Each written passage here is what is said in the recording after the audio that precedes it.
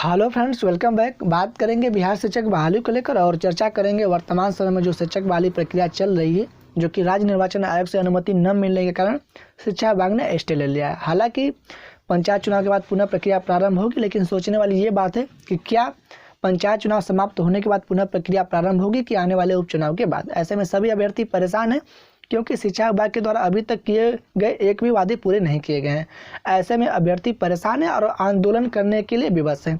अगर शिक्षा विभाग अब कोई गलती करता है तो जितने भी अभ्यर्थी आंदोलन के लिए विवश हैं और उग्र आंदोलन करेंगे। तो ऐसे में शिक्षा विभाग आने वाले समय में जो भी कदम उठाए, सही से कदम उठाए, और जो ये चुनावी मुद्दा बना कर रखे हुए हैं ये केवल शिक्षक बहाली प्रक्रिया पर लागू है और बिहार के किसी अन्य विभाग पर नहीं, केवल ये शिक्षक बहाली प्रक्रिया पर ही लागू है।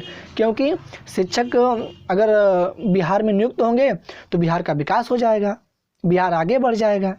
इसलिए केवल जो राजनीतिक मुद्दा है केवल शिक्षकों पर है, बाकी किसी विभाग पर नहीं। आप लोग देख रहे होंगे कि हर जगह विभागें जो भी कार्य चल रहे हैं, कोई कार्य नहीं रुका है सिवाय शिक्षक भर्ती के।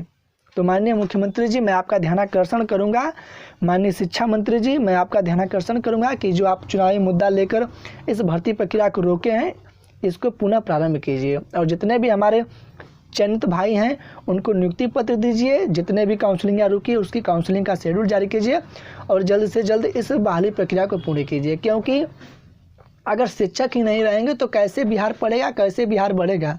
आप अपनी प्रेस कॉन्फ्रेंस के माध्यम से हमेशा कहते हैं कि हम बिहार का विकास कर रहे हैं, गुणवत्तापूर्ण शिक्षक दे रहे हैं और हर रोज़ हज़ारों की बहाली कर रहे हैं। कहाँ गए शिक्षक?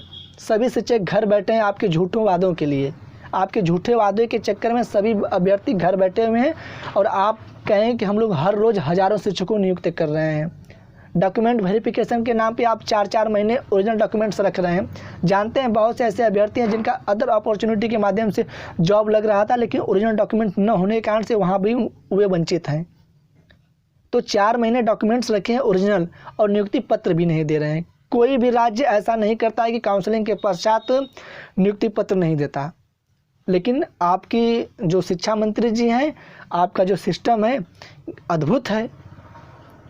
देखिए, अगर सही समय पर बच्चों को शिक्षा नहीं दी जाएगी तो बच्चे न अपना विकास करेंगे, न बिहार का विकास करेंगे, ना देश का विकास करेंगे। कहते हैं ना कि अगर पौधों को सही समय पर पानी नहीं दिया गया, सूर्य का प्रकाश नहीं मिला तो वो कुपोषण के शिकार होंगे। वैसे ही बच्चे हैं, अगर सही समय पर सही शिक्षा उनको नहीं दी जाएगी तो बिहार का विकास नहीं कर पाएंगे और न ही देश का विकास करेंगे। तो माननीय मंत्री जी, माननीय मुख्यमंत्री जी, माननीय शिक्षा मंत्री जी, अपर मुख्य सचिव जी, ये जो आप लोग चुनावी मुद्दा, चुनावी राग जो गीत गा रहे हैं, इससे बाहर आइए। अगर सचमुच आप बिहार का विकास देखना चाहते हैं, बिहार की शिक्षा व्यवस्था को बनाए रखना चाहते हैं, तो पुनः इस बहाली प्रक्रिया को प्रारंभ कीजिए और इस मोह माया की जो चुनावी राजनीति है इसको त्यागिए और पुनः प्रक्रिया को प्रारंभ कीजिए और नियुक्ति पत्र देने का कार्य कीजिए और जितने भी सीटों की काउंसलिंग बाकी है उनका शेड्यूल जारी कीजिए।